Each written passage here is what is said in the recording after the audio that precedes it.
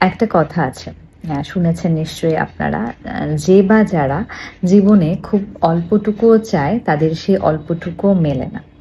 কেন মেলে না বলেন তো? যখন আমরা নিজেদেরকে অন্যের কাছে এমনভাবে প্রকাশ করি, মানে এমনভাবে প্রেজেন্ট করি যে এইটুক হলেই আমার হবে। মানে একটা উদাহরণ দিই তাহলে বোঝা যাবে ভালো মতো। সেটা হচ্ছে আপনি ডাল ভাত খেতে খুব পছন্দ করেন, বা ডাল ভাতের সাথে যদি আলু সেদ্ধ হয়, ডিমের ভাজা হয়, তাহলে তো আরও ভালো। মানে এটা আপনার ফেভারিট একটা খাবার, এরকম।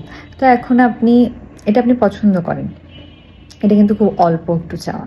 তো এখন সেই আপনার এই চাওয়াটা আপনি অন্যের কাছে প্রকাশ করে ফেললেন। তখন প্রকাশ করে ফেললেন যে আপনি ডাল ভাত খেলেই ভালোবাসেন, এটা হলেই হবে আপনার। এখন একটা টেবিলে, ধরেন ডাইনিং টেবিলে খেতে বসছেন, যে কোনোখানে হোক, ধরেন নিজের বাড়িতেই হোক বা অন্য কোথাও হোক, যে কোনোখানেই হোক। এখন সেখানে মাছ হয়েছে রান্না, মাংস রান্না হয়েছে, আরও অনেক কিছু রান্না হয়েছে।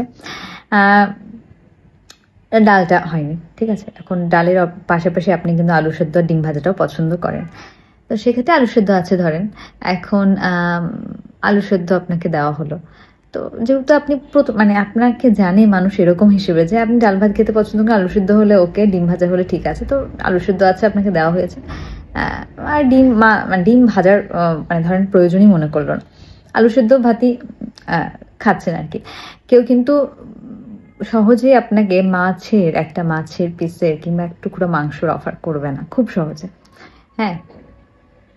তো কিন্তু আপনি যদি প্রথম থেকে নিজেকে এমনভাবে প্রকাশ করেন যে আমি মাংস ভাত ছাড়া ভাতই খেতে পারি না, মাংস ভাতই আমার লাগবে, মানে এরকম একটা ব্যাপার, তো দেখা যাবে যে আপনি মাংস পাচ্ছেন, এক টুকরো মাছও পাবেন, এবং ডালও পাবেন, আলু সেদ্ধ পাবেন, সব কিছু পাবেন।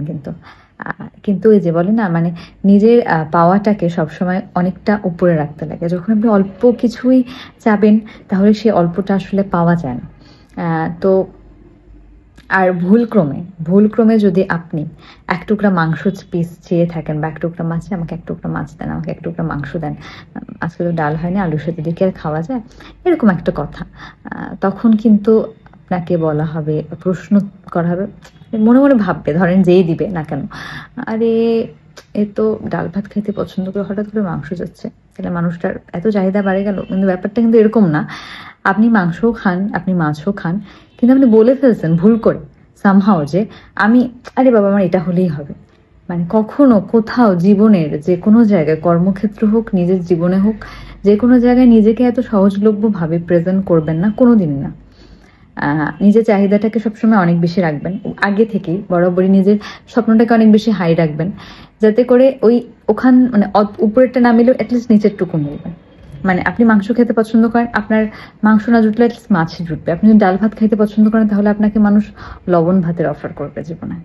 তো এটা হচ্ছে, দেখবেন আপনারা খুব রিলেট করতে পারবেন। এটা কিন্তু খুব বাস্তব একটা কথা। নিজেকে কোনো দিনও কারোর সামনে এত নগণ্যভাবে, মানে এত ছোট ক্ষুদ্র, মানে এত ক্ষুদ্রভাবে প্রকাশ করবেন না যে অল্পেই খুশি আমি, এটা হলেই আমার হবে ব্যাস। সবসময় চাওয়াটা একটা একটা নির্দিষ্ট লেভেল অবধি থাকা উচিত, যাতে করে ওখান থেকে একটু নিচে জিনিসটা আমরা পেতে পারি, তাহলে আদারওয়াইজ আমরা কিন্তু পাবো না জীবনে কোনো কিছু। তো এটাই, তার জন্য অল্পটুকু, মানে অল্পটুকু যারা চায় সে অল্পটুকু মেলে না, এটাই হচ্ছে কারণ।